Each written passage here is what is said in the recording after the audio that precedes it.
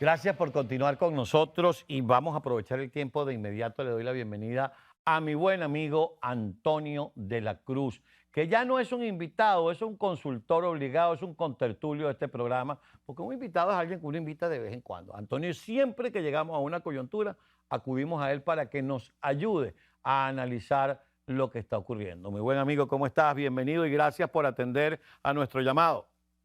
Muchas gracias, Carlos. Un placer siempre estar contigo y con tu equipo y con tu audiencia.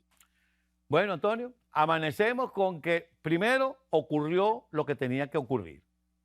La Comisión Nacional de Primaria se plantó y dijo, mire, muchas gracias, nosotros mandamos una carta en junio los necesitábamos, ustedes no respondieron, me están respondiendo en septiembre cuando ya no te necesito. Es decir, te necesito para que me des seguridad, para que me acredites a los observadores y a los periodistas internacionales, para eso y para que me abra los centros de votación. Pero todo lo demás ya lo tenemos. Y entonces resulta que Elvis se engrincha y Cilia va y le dice, no, dígale que esto es exclusivo del CNE, que él no puede hacer elecciones sin el CNE. Y Elvis, como se va a Elvis, el perro arrepentido, con su mirada tan tierna, con los ojitos partidos y con el rabo entre las piernas. ¿Qué hacemos? Bueno, la decisión de la Comisión Nacional de Primaria y de los 13 precandidatos, ¿ok? Fue Ujú. unánime. Así es. De tener la fecha el 22 es la decisión correcta. O sea, es la decisión que permite superar nuevamente otro obstáculo que pone el régimen para la realización de las primarias. Al inicio quitaron o retiraron el CNE a pedirles la renuncia a los rectores y después, bueno, vino la miembro de la Comisión Nacional de Primaria, renunció, etcétera, etcétera. Conocemos bien qué han hecho para estropear esta primaria. Al tomar la decisión, el Consejo Nacional de Primaria, ¿verdad? La Comisión, perdón, Nacional de Primaria, ¿qué dice? Bueno, nosotros somos los que lo podemos hacer. Nos vuelven a colocar otro obstáculo para el 22 de octubre. ¿Qué ocurre? Es cierto que deben el CNE guiar los procesos de elecciones en Venezuela si son solicitados y pueden estarlo. En este momento es un proceso que es democrático dentro de la sociedad, de las fuerzas democráticas que buscan alcanzar la decisión de elegir su candidato único. Mm. Maduro y sus secuaces vienen leyendo muy mal lo que está ocurriendo en Venezuela. Está desconectado Mm. con la realidad de Venezuela. Porque esta decisión corresponde al cambio que ha ocurrido en Venezuela de que quieren tener los venezolanos una elección primaria para escoger su candidato y resolver la crisis política a través de un proceso electoral. Eso es lo que básicamente quiere la mayoría. 8 de cada 10 venezolanos quiere esa solución. Si Maduro insiste y vuelve a trancar o llega a trancar, porque esto abre la posibilidad de utilizar el último mecanismo que tienen para matar las primarias, que es utilizar al Tribunal Supremo de Justicia. Y basándose en una decisión del tribunal, matar la primaria. ¿Qué ocurre? Que Maduro también va a sufrir consecuencias con esa decisión. ¿En qué sentido? En que internacionalmente todos los beneficios que hasta ahorita le vienen dando van a empezar a ser cuestionados porque ya decretó de que la elección 2024 es una elección que va a carecer de legitimidad de origen nuevamente.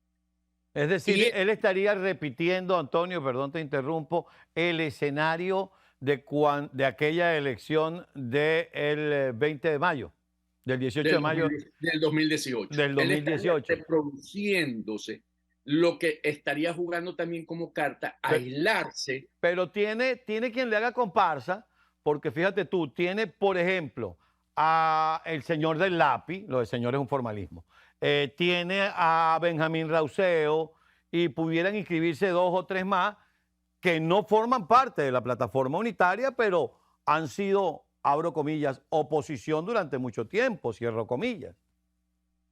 Él también tuvo acompasamiento en el 2018, tuvo a Henry Falcón, tuvo al candidato Bertucci, tuvo varios candidatos y eso no le valió de nada. O sea, el hecho de que él mate, vamos a ponerlo así, un proceso de la oposición, de la Fuerza Democrática, que buscan una solución, no le asegura la legitimidad de origen, porque eso pasó en el 2018, como tú lo estás planteando. Entonces, ¿qué hace él ahí?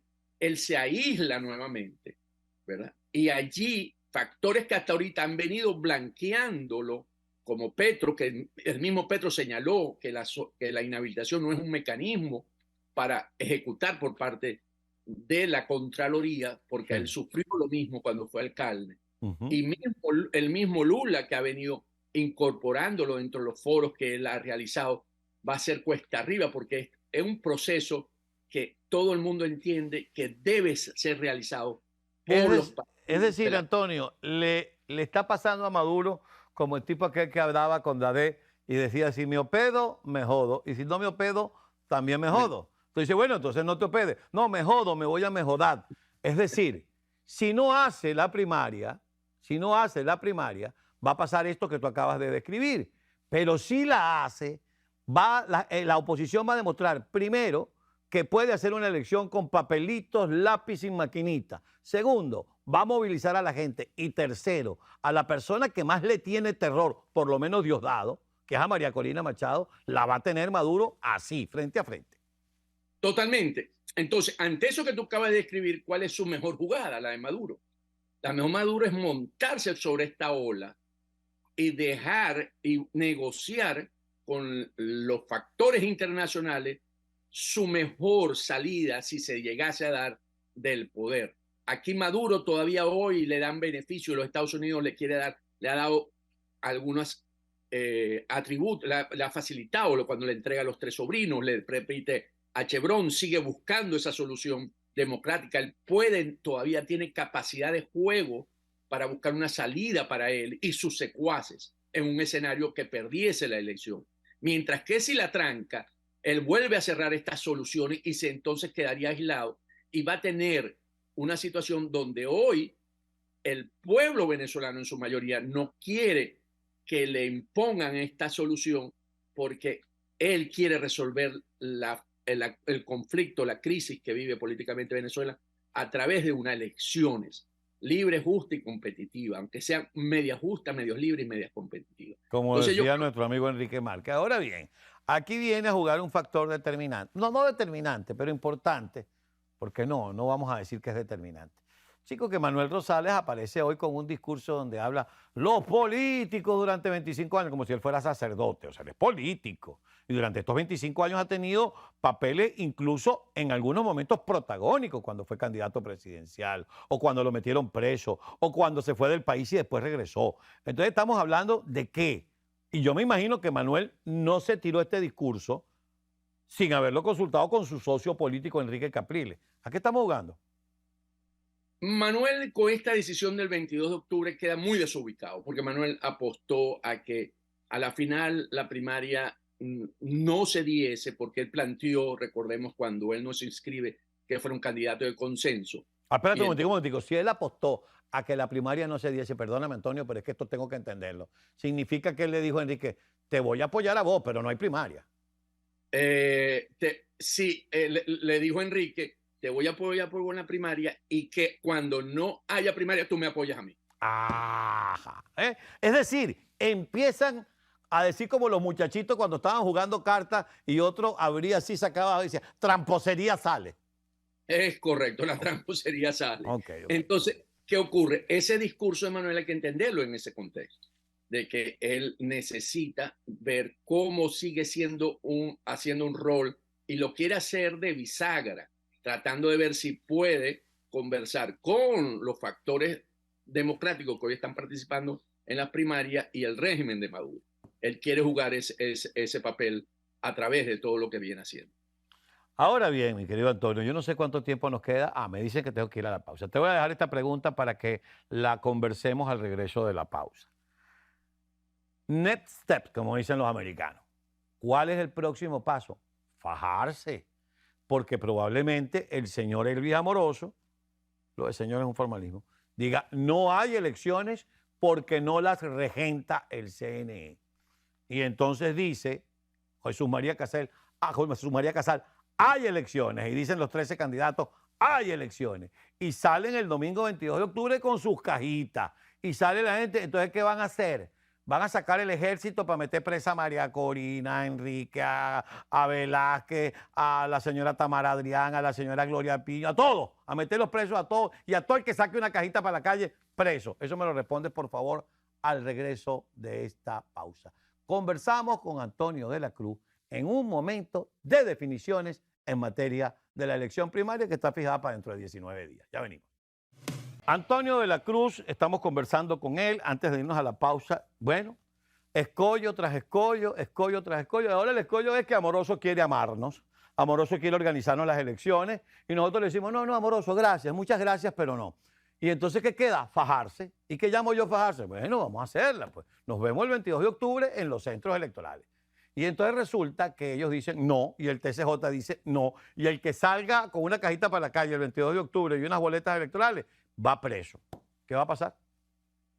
Bueno, fíjate, ahí me pusiste a una reflexión que es cuando las decisiones o construyen o destruyen. Entonces veamos, la decisión del 22 de octubre está construyendo que el camino para alcanzar esa libertad del pueblo venezolano y vivir la democracia. ¿Y qué destruye lo que tú acabas de plantear el escenario? Ir a mantener el régimen autoritario de Venezuela. Entonces, si él destruye, en ese sentido, desde el punto de vista de los factores democráticos, él está creando más casos de lesa humanidad porque el venezolano va a buscar una salida después de esto, quiere vivir en democracia, eso es lo que no está leyendo el régimen y en libertad. Y va a tener que reprimirlo, ahí lo está reprimiendo cuando salga con la caja. Y eso van a ser casos de, otra vez, de violación de derechos humanos y va a seguir aumentando su expediente en La Haya. Entonces, si él toma esa decisión, él básicamente sigue construyendo ese caso y va a seguir generando presión, porque vuelvo a insistir, hoy la comunidad internacional, los Estados Unidos, el Reino Unido, la Unión Europea, el mismo Petro en Colombia, quieren que en Venezuela haya una solución pacífica. Ahora bien, entonces, te voy a interrumpir.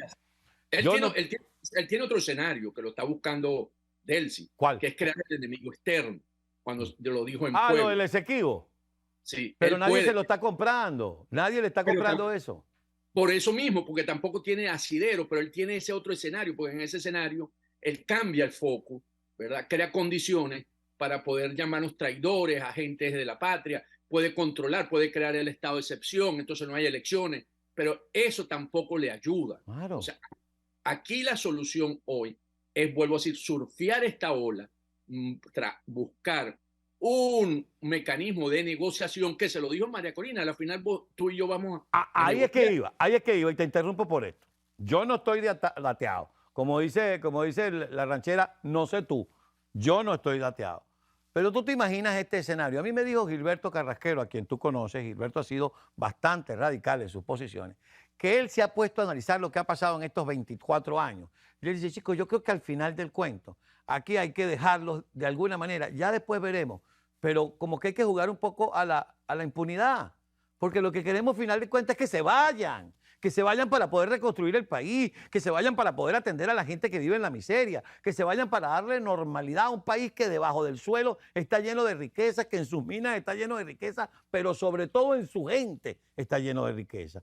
Entonces tú ves a María Corina reunida con Maduro diciéndole, mire, señor Maduro, hagamos una cosa, haga sus elecciones, que si usted pierde, yo voy a ir arreglando el gobierno mientras usted recoge sus cosas y se va. Y cuando yo voltee digo, ¡ay! Se nos escapó. ¿Tú crees que eso puede pasar? Ese escenario es totalmente factible porque voy a decir, hay un sentimiento, en la comunidad internacional de eso que tú estás diciendo. Es preferible dentro de los males que hoy tiene Venezuela, los 8 millones de venezolanos fuera, que siguen llegando en todos los países, sobre todo aquí en Estados Unidos, y la ida de Maduro con sus compinches, como que es preferible esa solución. Volvamos a reconstruir el país para poder ir y crear nuevamente, ser un país próspero y volver a El tener problema, democracia. el problema es la Casa Blanca. Quien está ahí le da la mano a personajes invisibles. El que está ahí se cae montándose en los aviones. Entonces, yo no sé si ese señor está en capacidad de lograr una negociación realmente importante. Y el otro es Juan González, que parece que milita en, no sé, en el M-19, en la FARC, en una cosa de esas. A mí, como venezolano, me queda Blinken, no sé. Aquí yo vería más a Macron, a Borrell actuando en ese rol facilitador que la misma Casa Blanca, como dices tú, y el mismo Joe Biden. Entonces yo vería más por ahí, porque ellos ya han tenido reuniones, la han tenido precisamente con los presidentes de Petro y últimamente el mismo Lula asistió. Yo creo Ujú. que ahí hay un mecanismo de solución, de la resolución de esta situación en Venezuela, que podría facilitar, a la cual participaría también, por supuesto, Estados Unidos, pero más por ahí que también tiene cercanía con el régimen de Maduro y que andan buscando cómo darle una solución. Porque lo otro es aislarse y ya vimos las consecuencias de aislarse en Venezuela. Pero los Entonces, rusos también juegan, vale decir, los saboteadores, los que esperaban que estas primarias, no los que están en el lado del régimen, los que están de este lado incluso inscritos, esperaban que las primarias no se dieran. Esos pueden sabotear cualquier tipo de acuerdo. después de una primaria del 22 de octubre, el resultado, si que esperamos como lo estamos viendo según las encuestas, va a ser contundente, sobre todo después que lograste mantener la fecha del 22. Eso te da Ya, perdón, que te fortaleza. interrumpo, ya eso es un triunfo. El que hoy Eso, sepamos que todavía hay primaria el 22 de octubre, eso es un triunfo de los candidatos y de la comisión.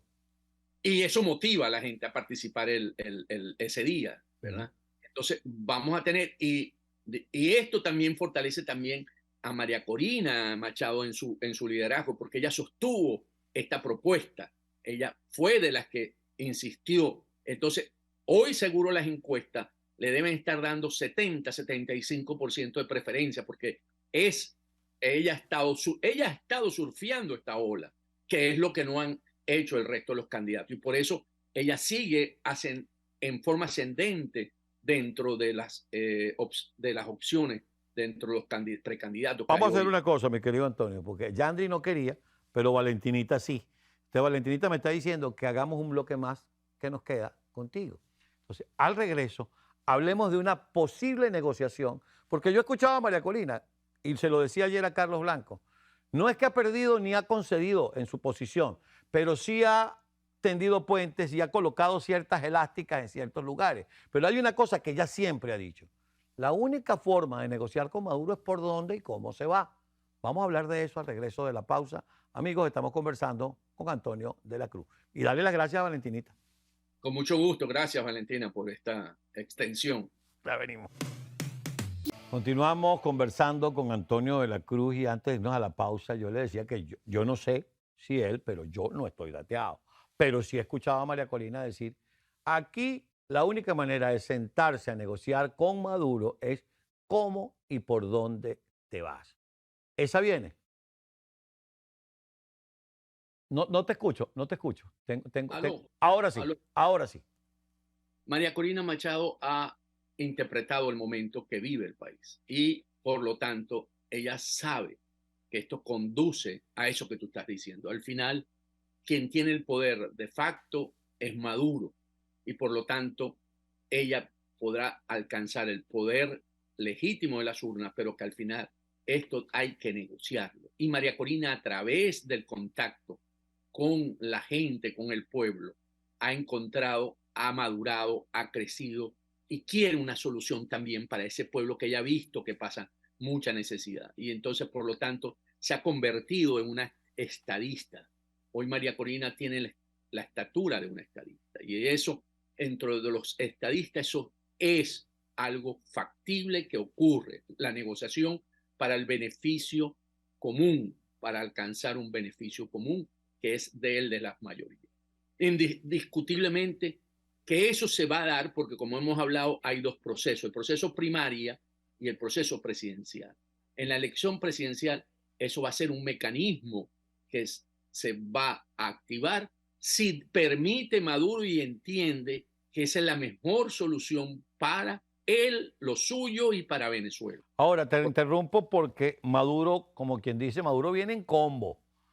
Tú puedes negociar con Maduro y Maduro dice, bueno, yo me voy, pero Padrino, que tiene más cuentas pendientes, Diosdado, que tiene más cuentas pendientes, así como del lado nuestro hay gente que puede sabotear un acuerdo, del lado de ellos también no les interesa un acuerdo porque se puede salvar Maduro, ey, se puede salvar Padrino, pero se salva Diosdado, o se pueden salvar los tres, porque los hermanitos Rodríguez se quedan, esos se quedan con el PSUV. Jorge Rodríguez, mira, si María Corina es presidenta, Jorge Rodríguez es el próximo candidato del PSUV. Recordemos que el hombre fuerte dentro del PSUV que maneja la maquinaria es Diosdado Cabello. Entonces, si vemos a Jorge quedándose, porque las bases no quieren a Jorge por su personalidad, ¿verdad? Desde hace muchos años, no es ahora, no es reciente. Ahí más bien el juego político dentro del PSUV, quien lo tiene es Diosdado. Entonces, Diosdado podría quedar dentro del, siendo un miembro del PSUV. Entonces, recordemos que vienen después de esto las elecciones parlamentarias, que es donde básicamente yo creo que ahí es donde se puede dar la confluencia de todos los factores políticos de Venezuela. Y ahí es donde puede surgir esa nueva Venezuela, porque van a estar representados todos los partidos políticos. Yo Pero creo es que que, es que esas elecciones parlamentarias, estamos hablando muy adelantado, pero yo apuesto a una Asamblea Nacional Constituyente. O sea, que María Corina repita lo que hizo Chávez en el 99, porque si no estamos fregados. Tenemos el Tribunal Supremo es chavista, la Asamblea es chavista, los gobernadores son chavistas y la cosa dura 6 años. Es decir, María Corina va a ser una poderosa presidenta solitaria. eso en el 24, pero recordemos que en el 25 es la elección parlamentaria, un año después. Y podría lograrse una transición dentro de ese proceso, de esas negociaciones que tú mismo estás planteando, que estoy de acuerdo contigo, de que podríamos llegar porque la confluencia de todos los venezolanos sería una nueva asamblea constituyente o una nueva asamblea nacional. Así es. En la asamblea nacional van a estar representados todos estos factores, por supuesto. Va a tener una gran mayoría las fuerzas democráticas porque vienen con empuje, vienen con vientos en cola a favor, pero va a estar la representación, por supuesto, del PSUV. Mm. Allí, Sí, bueno, es que el PSUV como partido no muere y tampoco es que uno quiere que le corten la cabeza a todos los chavistas. Uno quisiera que aquellos que cometieron delitos paguen por sus delitos y sobre todo los que violaron derechos humanos y se robaron los reales de la nación. Pero el PSUV es un partido y el chavismo es una realidad que tú no puedes negar. por eso, y ahí es donde estoy viendo, porque estoy tratando de ubicar esos personajes que hemos estado hablando, como Diosdado Cabello. Si sale diputado, tiene inmunidad parlamentaria. Entonces el proceso es distinto. O sea, ahí el que tiene que adaptar, si vemos como si siempre se adapta, lo mismo como se adaptó el día del 13 de abril, vimos cómo se Bueno, adaptó. pero ahí tenía pañales de Secureza y eso, habría que comprarle, no sé. No, pero vemos ahora cómo se adapta y dice que las declaraciones que dio ayer sobre la decisión de la Comisión Nacional de Primaria no es la misma que venía sosteniendo, no va a haber primaria sino está el CNE. Okay, más bien dijo, bueno, al final van a pedir que intervenga, pero yo no entiendo, que no sé qué. O sea, tuvo ahí un dime que diré que tú dices, Sí. ese no fue el Diosdado que hace unos días estaba hablando sobre eso. Entonces, al final, todos van a entender que la mejor solución para Venezuela es llegar en términos políticos a un acuerdo donde van a poder coexistir. En ese momento se va a ver una coexistencia entre todos los factores que hoy están en pugna en Venezuela. Y ahí vamos a saber quién es quién. Antonio, ojalá que ese escenario que tú estás dibujando sea el que es, porque nosotros no queremos ver a un venezolano más preso, a un venezolano más muerto, a un venezolano más apaleado por la represión del régimen. Uno quisiera de alguna manera, y lo repito, el chavismo es una realidad. Uno quiere que los que cometieron delitos de lesa humanidad, los que robaron, los que torturaron, uno quiere que paguen por sus delitos. Pero el chavismo es una realidad cada vez menos cuantiosa porque la gente se ha decepcionado y ellos mismos son los culpables. Pero tú no puedes negar que existe una gente que tiene un culto por Hugo Chávez. Totalmente. Que ha caído. Hoy Carlos Andrés Pérez tiene una mejor rating que el mismo Hugo Chávez por la misma situación Por que vive cierto, ¿qué Venezuela. te parece el apoyo de Héctor Alonso a María Corina? Excelente, me parece excelente porque es un líder está retirado, pero fundamental en el Estado Mérida. Con el Estado Mérida, el papá de él fue gobernador, hizo una excelente gestión y eso va a fortalecer más la candidatura de María Corina de los Andes. Pero hay algo que te iba a decir, Carlos, que es que el futuro se construye. Con esta visión lo que estamos haciendo es visualizando una visión que podemos construir entre todos, porque si vamos a, así como se construyó o se ha construido el 22 de octubre, esta otra debemos empezar a construir una vez que termine el 22 de octubre. Por si acaso, ya tengo que despedirte, pero por si acaso, como yo sé que nos están grabando para sacarnos el miércoles en el mazo, ¿tú tienes intenciones, si María Corina gana, de mudarte para Venezuela, que te den un ministerio o algo por el estilo? Ninguno. Yo Totalmente. tampoco. Cuando he conversado con los amigos que tengo cercano a ella, le he dicho, puedo ser un excelente colaborador, pero no tengo aspiraciones a aspirar a un ministerio, a alguna dirección. Suscribo tus palabras. Yo puedo colaborar como venezolano donde yo sea útil. No tengo ninguna intención de devengar un salario, ni de que me den un contrato, ni de trabajar en el gobierno. Pero puedo desinteresadamente colaborar. Digo, por si acaso, porque ya hay gente que está viendo ministerios, presidencias de canales, institutos públicos. Ya tú sabes cómo es la gente, sobre todo gente que está afuera. Antonio, muchísimas gracias por estos minutos. Muchas gracias, Carlos, a ti y a Valentina por este espacio extra que me dieron. Ella sabe que sí, que tú estás muy agradecido. Nos vemos en la próxima. Ya sabes que tenemos cobertura especial este 22 de octubre y contamos contigo. Y a Yandri, por supuesto, pues si no se me recién. Sí, no, ella fue la que me dijo, Antonio va el 22 de octubre. Gracias, Antonio. Un placer. Un gran abrazo. Amigo, Igual. nuestro buen amigo y colaborador del programa, Antonio de la Cruz. Ya escucharon y vieron ustedes los diferentes escenarios. Y el escenario de Antonio, que es un escenario optimista, es posible si y solo si estos señores, y esto es un formalismo, lo repito, ven en la posibilidad de una elección primaria para la oposición y presidencial para todos, la posibilidad incluso de que esto se resuelva sin que se derrame una sola gota de sangre. Y eso es lo que todos queremos.